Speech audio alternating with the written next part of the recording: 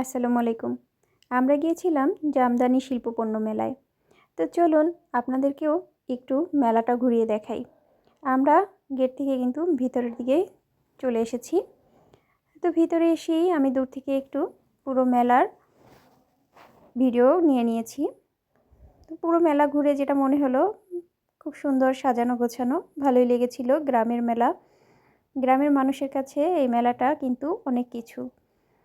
পুরো বছর তারা মেলার জন্য অপেক্ষা করে। আমরা যখন ছোট ছিলাম তখনও কিন্তু এই গ্রামের মেলার জন্যই অপেক্ষা করতাম। পুরো বছর ভাবতাম কখন সেই মেলার সময় আসবে আর আমরা মেলায় যাব, এটা সেটা কিনবো।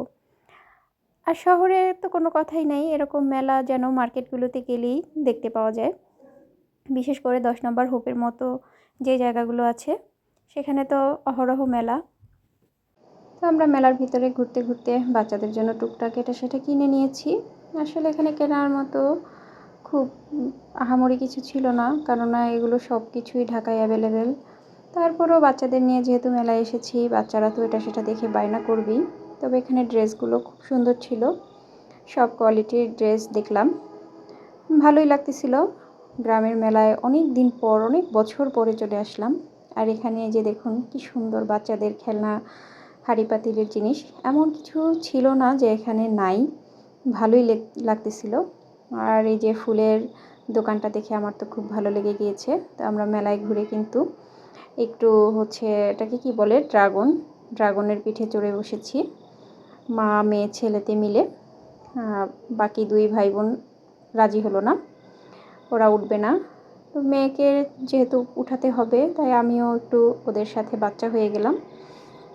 আর ড্রাগনের পিঠে উঠতে ভালোই লেগেছে, নিজেকেও ড্রাগন মনে হয়েছিল।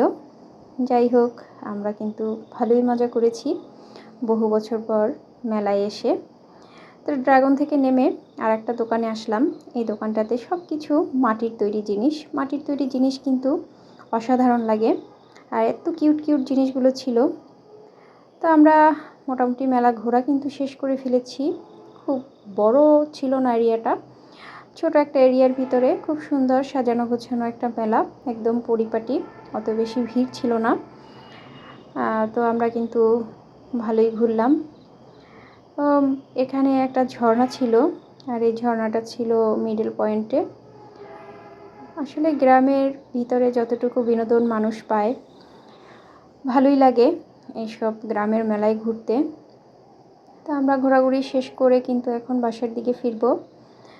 তো আপনারা সবাই ভালো থাকেন, আবারও নতুন কোনো ভিডিও নিয়ে আমি চলে আসব। সে পর্যন্ত আল্লাহ হাফেজ।